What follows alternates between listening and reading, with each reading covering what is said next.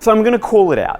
This video is going to be controversial. In fact, as you start listening to it, you might think that this guy's crazy, that I'm speaking rubbish, and that what I'm about to share just doesn't make sense.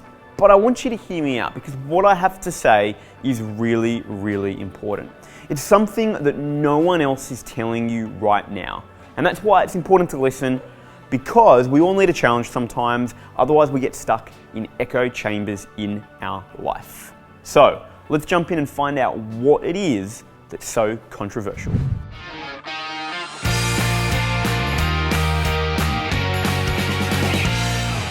So the general goal when it comes to the HSC is to do as well as possible, right?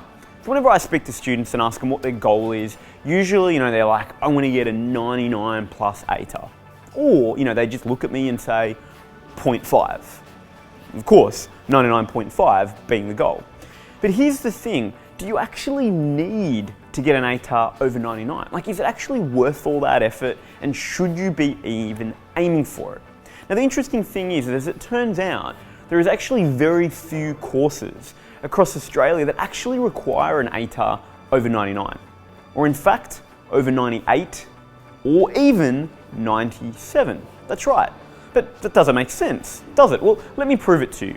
Right, there are a number of key courses that do require that high ATAR.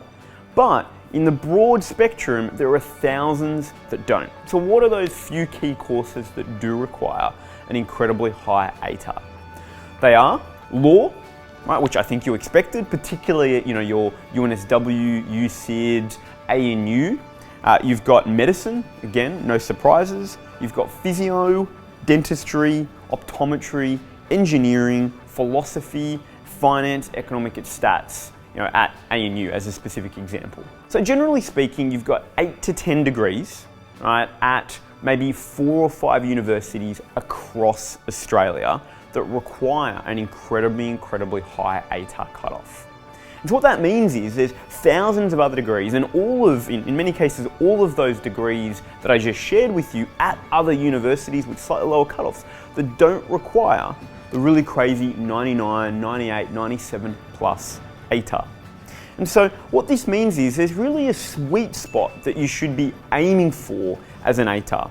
And that sweet spot is roughly somewhere in the 95 range, depending on a couple of things. Now, why is this the sweet spot? Well, to share that, there's a couple of sort of tangents I first need to go on to really give you a bit more of a bigger picture context as to why this is the case. And the first tangent is that things have changed in how the universities actually look at applicants and courses.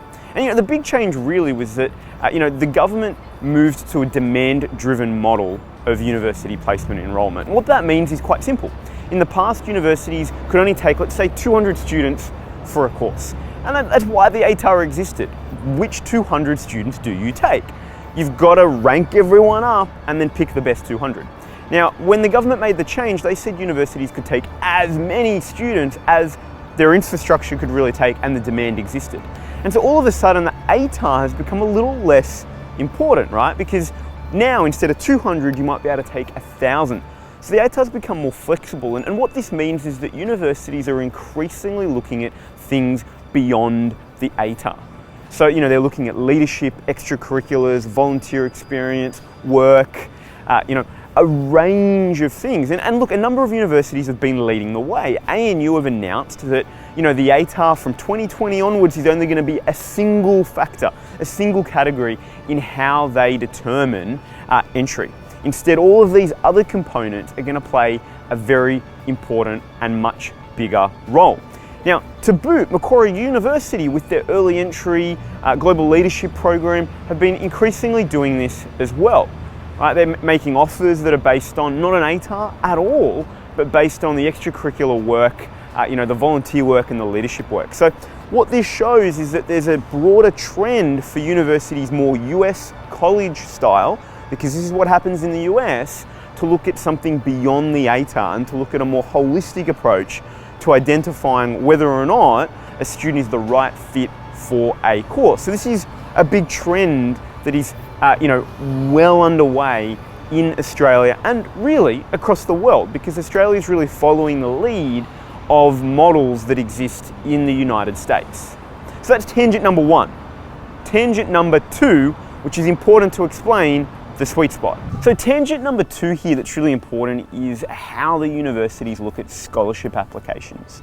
Now, generally speaking, while there's often an academic requirement for these scholarship applications, that's not the thing that really differentiates students. You know, if everyone's applying for the same thing, they've all done really well, that's not going to make the difference in terms of whether or not you receive a scholarship or not. And in fact, the key things that generally make the difference are your leadership, your volunteer experience, and work, part-time casual work outside of school, and a project outside of school.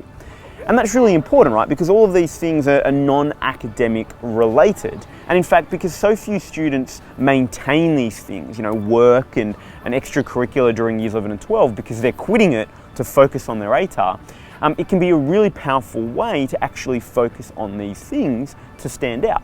So university applications for scholarships, which are very, very lucrative, you know, co-op programs, look at things much broader than your ATAR.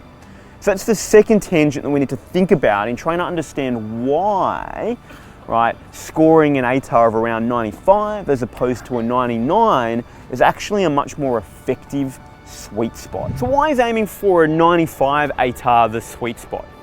Well, I think the first thing I really want to say is that, you know, your goal really should be to do as well as possible, right? So I think aspiring for that is fantastic, but here's a but. Unless you're trying to get into that very narrow range of 8 to 10 courses at a couple of universities around Australia, all of that work to get that 99 plus or really above the 95, you know, it's going to be hard. You're going to have to make sacrifice, and you may be one of those students that is quitting and dialing back on sport and extracurriculars and leadership to focus on it. And at the end of the day, what is it actually giving you, right? It's not necessarily, unless you want to go into those narrow courses, it's not necessarily giving you anything tangible in terms of options. A 95 ATAR is sort of a sweet spot because it gives you lots of options, right? It enables you to still do pretty much all of the courses short of 8 or 10. And it also does something else for you. It gives you time. It gives you a little more time so that you can pursue those extracurricular pursuits, so you can maintain your casual job, so you can still play sport or dance and music, so that you can engage in leadership activities. And what that's going to do is that's going to really help you stand out, right? Because remember, universities are increasingly looking at the broader set of spectrums, right? They're not just looking at your ATAR. And employers over the longer journey are not just looking at an ATAR or a degree, they're looking at this broader set of experiences that you're exposing yourself to. So what I'm really talking about here is about being strategic, right? It's about knowing, okay, yes, while it sounds great to get that amazing ATAR, that 99 plus, actually, what do I need to do here? Do I need that? You know, do I want to do medicine or dentistry or optometry or physio or law? Well, you know, no, actually, they're not for me. And so then it's about aiming for that sweet spot, which is the balance between doing well and creating options for yourself and actually creating those other options in terms of scholarships and early entry. Now, one little note, some scholarships do have requirements of certain ATARs. You know, at Sydney University, which is, you know, where I am today, generally their cutoffs are 95, right? But if you're looking at a co-op, for example, if you were at UNSW, right, that could be a 98. So it is just about being strategic and thinking about how do you actually, yes, maximize your options, but at the same time, academically, maximize your options by continuing to stay healthy, so important, right? And also engage in that leadership, that extracurricular, that work, that external project to school. And so that's why sometimes aiming for that really high ATAR is actually not the right thing that you should be doing, even if you're in an environment at your school, wherever it might be, where everyone is talking about that really high ATAR as the goal, and you feel like that's the only thing that you can say your goal is as well. Right, so it's being strategic. So if you have any questions about anything I've shared in this video, leave them in the comments below. You know, I'd love to hear what your thoughts are. If there's any way that we can support you in this journey of being strategic, right, that's whether or not you need to get that really great ATAR because you want to get into that narrow range of courses, or if you're looking at how do you get into these scholarships and these co-op opportunities and be more strategic with your options around extracurriculars, we can help. We've got an incredible team of teachers, tutors and mentors that work with students to support you build academic strength and also navigate that transition to university. So leave a comment below or go to our website, artersmart.com.au.